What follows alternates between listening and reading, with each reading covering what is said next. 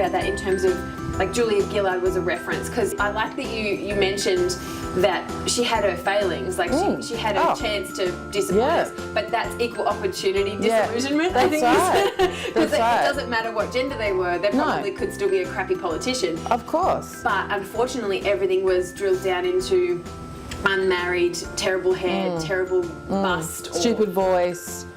You know, like an Australian accent, something to be ashamed of as the Prime Minister of Australia.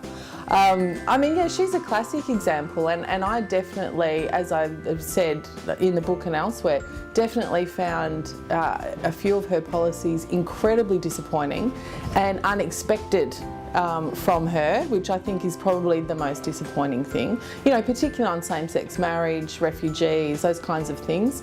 But at the same time, I acknowledge that she was our first female Prime Minister. That is a big deal.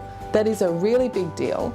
And a lot of the criticism she got, and I think particularly the level of criticism, not necessarily all that was, the type, but the level of criticism, I think it was about the fact that some people didn't want mummy running the country. You know, oh, and by the way, she's not a mummy, and isn't that weird? You know, but they just did not want to accept the authority of a woman.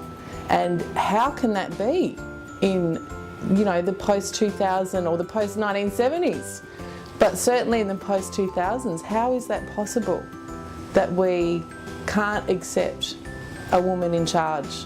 It's very disillusioning. Yeah, and also the judgment that had, like, I think the other thing too is that people have to be explained. Like, we have to have a label or an explanation for someone. So the fact that she was unmarried must mean that her husband was gay. And and he's a hairdresser. That's right. Tick tick, oh, done. Like, or heaven forbid, maybe, and I'm not saying this is true, but I'm just saying as a possibility, maybe he is camp. Maybe he has had sex with men. How is this any of our business or any of our concern? Like, what has that got to do with Julia Gillard running the country? You know, and I'd say that of both sides of the aisle. I don't care what Margie Abbott's doing. It's nothing to do with me. I care what Tony Abbott's doing. I don't care what his daughters are doing either. Okay, so it's not about a partisan thing. It's about, what are we actually talking about?